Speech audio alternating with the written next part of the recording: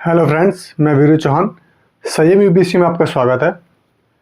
कुछ टॉपिक्स हैं जिनमें से क्वेश्चन फंसने की संभावना होती है और वो कुछ टॉपिक्स मैं आज आपके सामने लेके आ रहा हूँ। मुझे लगता है इन कुछ टॉपिक से एक से दो क्वेश्चन फंसने की संभावना है क्योंकि उसमें कुछ ना कुछ अमेंडमेंट्स हुए हैं।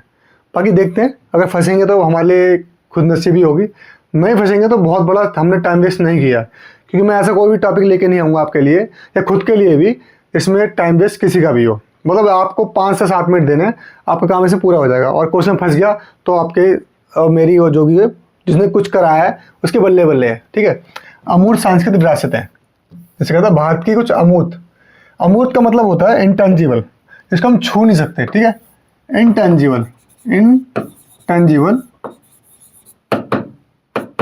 ठीक है, इसका मतलब ये है इसको हम छू नहीं सकते। जैसे कि यूनेस्को की अमूर्त सांस्कृतिक विरासतों की प्रतिनिधि सूची में शामिल भारतीय परंपराएं। कुछ परंपराएं हैं जो हमारी शामिल हुई हैं, उसको देखते हैं, वो इंपॉर्टेंट भी है थोड़ी। ठीक है, रामलीला की है, जैसे रामलीला की परंपरागत प्रस्तुति 2008 की बात है।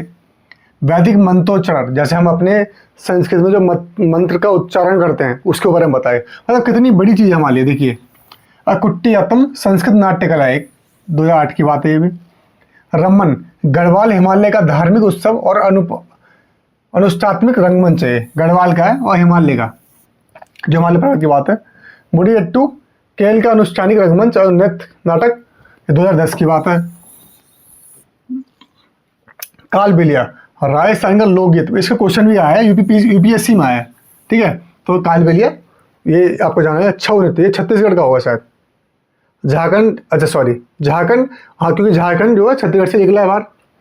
जैसे कि पूरी भारत का एक परंपरागत नृत्य है जो झारखंड, उड़ीसा, पश्चिम बंगाल में प्रचलित है। ठीक है, छऊ नृत्य, ये इंपॉर्टेंट रखना क्योंकि शायद छत्तीसगढ़ में याद था। हालांकि छत्तीसगढ़ क्यों, मुझे किस लिए याद था, क्योंकि छत्तीसगढ़ से क्या झारखंड निकला हुआ है। सॉरी, अब मैं पूरा गलत हूँ, बिहार से निकला है झारखंड। ठीक है, मध्य प्रदेश छत्तीसगढ़ निकला हुआ है। ठीक है, ये अंतर याद रखना है। ठीक है, मुझसे गलती होगी, ये मेरा थोड़ा स्लिप ऑफ माइंड जैसे कहते हैं वो हो गया। लद्दाख का बौद्ध मंत्रोच्चारण, मतलब लद्दाख में जो है मंत्र का उच्चारण जो होता है। ट्रांस हिमालय लद्दाख क्षेत्र, जम्मू कश्मीर में पवित्र बौद्ध ग्रंथों का पाठन, 2012 की बात है।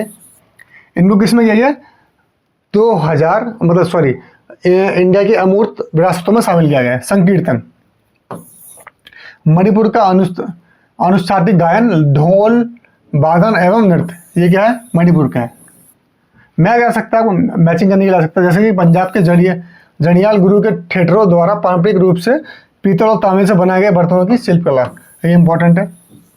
ठीक ठीक, उसका योग 2016 में योग शामिल किया। नवरोज, नववर्ष के उत्सव का आयोजन, 2016 की बात है।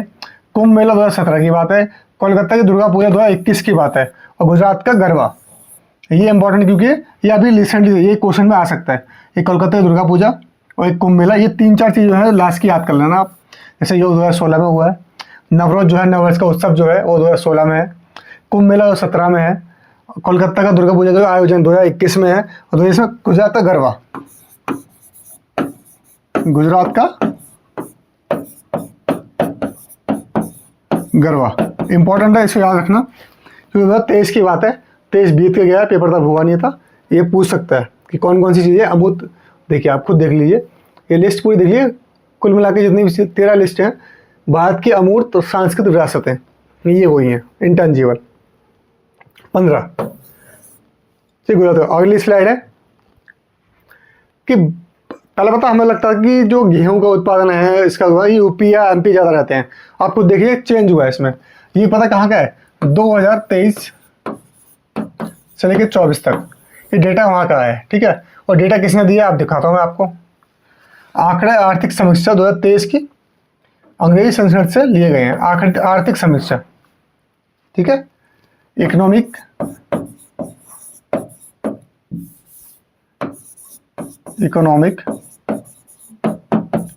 सर्वे, ये कहाँ से आया, यहाँ से आया।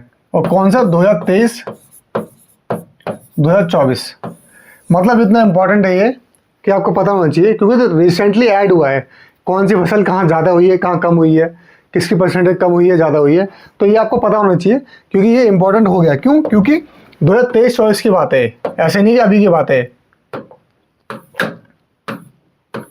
ठीक है, तो इसको याद रखना चाहिए आप लोगों को, ये इंपॉर्टेंट भी है।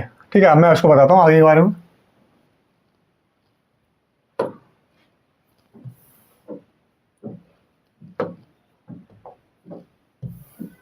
ठीक है, और ये बात है, अब खुद आप देख लीजिए, फसलों के बारे में बात हो रही है। प्रमुख फसलें के शीर्ष 3 उत्पादक राज्य, जो फर्स्ट सेकंड थर्ड तक पूछा जाता है, मेरे हिसाब से तो प्रमुख पूछा जाएगा, द्वितीय पूछा जाएगा, बस इतना पूछा जाएगा। चावल हो गया, पहले चावल क्या है, मुझे भी याद था जब मैं पढ़ता था, मुझे खूब याद है, पश्चिम बंगाल फर्स्ट पे होता था। अगर मुझसे कोई क्वेश्चन पूछता, अगर मैं ये चीज़ नहीं पढ़ता तो पश्चिम बंगाल लगा क्या था, पश्चिम बंगाल तीसरे स्थान पे, देख लीजिए, पहले तेलंगाना है, फिर उत्तर प्रदेश है, और फिर पश्चिम बंगाल है। मैं सोचा नहीं था पश्चिम बंगाल में पहले होता था। ठीक है, याद रखने की बात, इससे इंपॉर्टेंट है जो चेंज हुए, जैसे गेहूँ है, उत्तर प्रदेश पहले पे, मध्य प्रदेश और पंजाब पहले, ये हमेशा लड़ाई इनकी होती है, पहले मध्य प्रदेश होता था पहले में, मक्का, कर्नाटक, बिहार और मध्य प्रदेश, ये 3 हो गए। जो मोटे अनाज है, कुल मोटे अनाज, टोटल मोटे अनाज, टोटल जो होते हैं मोटे अनाज, उसकी बात की जाएगी। राजस्थान में वहाँ पे बाजरा वगैरह ज़्यादा होता है और चीज़ें होती है, इसलिए टोटल जो मोटे अनाज की बात की राजस्थान में हो जाएगी। कर्नाटक हो गया, फिर इसमें मध्य प्रदेश हो गया। आपको पहले याद रखना हर किसी का। और वैसे तूर कहते हैं, कर्नाटक हो गया, फिर महाराष्ट्र हो गया, उत्तर प्रदेश हो गया। कुल दालें, मध्य प्रदेश हो गया, कुल दालें, टोटल पल्सेस, टोटल पल्सेस, उसके बारे में बात की गई है, मध्य प्रदेश, महाराष्ट्र और राजस्थान। चना, उसके बाद मध्य प्रदेश, महाराष्ट्र और राजस्थान। दाल और चना की एक ही बात है।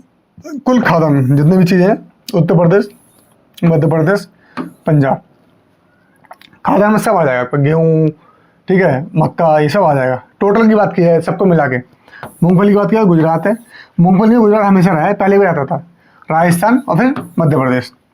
रैपसीड और सरसों की बात की जाए तो ये राजस्थान की बात है, उत्तर प्रदेश है। सोयाबीन की बात है, मध्य प्रदेश है। सूर्यमुखी की बात है, कर्नाटक है। और कुल तिलहन जितनी भी बात, जिसमें तेल निकलता हो, जिस फसल में तेल निकलता हो, उसमें राजस्थान है, मध्य प्रदेश है और गुजरात है।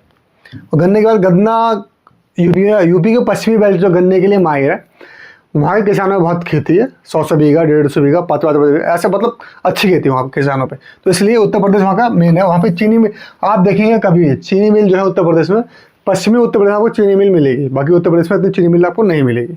ठीक है, उसके बाद करने के बाद कपास हो गया, गुजरात, महाराष्ट्र और तेलंगाना। ठीक है, जूट और मेस्टा ये कहीं यूपी में रहे ही नहीं है, पश्चिम बंगाल, बिहार और असम। ठीक है, तो ये आंकड़े नहीं, देखिए मैं आपको साफ बता रहा हूँ, जो आपकी बात है, अगर पहले स्थान की बात की जाए,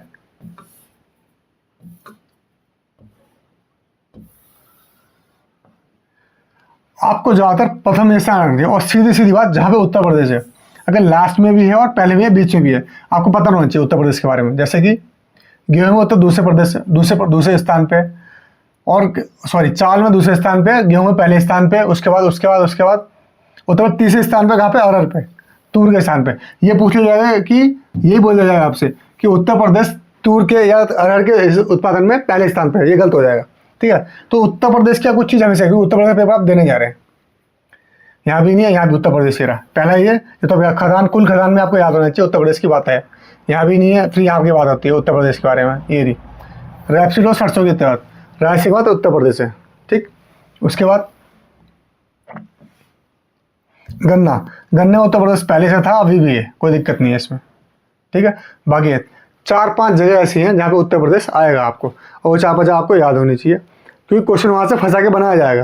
अगर तीसरे स्थान पर होगा तो पहले स्थान पर लाया जाएगा, पहले स्थान पर होगा दूसरे पर लाया जाएगा, दूसरे पर होगा तीसरे पर लाया जाएगा, ये घुमाया जाएगा। इसलिए आपको स्थान रटे होने चाहिए, पता होने चाहिए। और ये रिसेंटली आता है। ठीक है, दोनों डेटा जो है ना रिसेंटली है, जैसे ये वाला है और ये अमूर्त जो है, ये अमूर्त वाला है। देखो अब 23 की बात कर रहा हूँ मैं, इसमें गुजरात का गरबा है और कोलकाता का दुर्गा पूजा, ये 2 और ये कुंभ मेला, ये 3 तो आपको पता होना चाहिए कहाँ है। ठीक, उसके बाद ये जो लास्ट वाली स्लाइड है, ये वाली स्लाइड, इसमें आपको पता होना चाहिए कि उत्तर प्रदेश का स्थान कहाँ पे है। तो ये वीडियो आपके लिए बहुत लाभकारी रहेगी। आपको क्वेश्चन में, आपके पेपर में क्वेश्चन फंसे तो मुझे लगता है क्वेश्चन तो फंसना चाहिए, अन्यथा ना फंसे तो कुछ बात नहीं। हमने ज़्यादा टाइम वेस्ट नहीं किया, 10 मिनट की वीडियो थी, इसमें आपको बहुत कुछ पता भी लगा होगा, बहुत चेंजेस भी होंगे, और कहीं और पेपर में आपको पता लगेगा। ठीक है, इसका फायदा आपको कहीं ना कहीं मिलेगा ही मिलेगा। धन्यवाद, तब तक खुश रहिए, स्वस्थ रहिए। जय हिंद, जय भारत।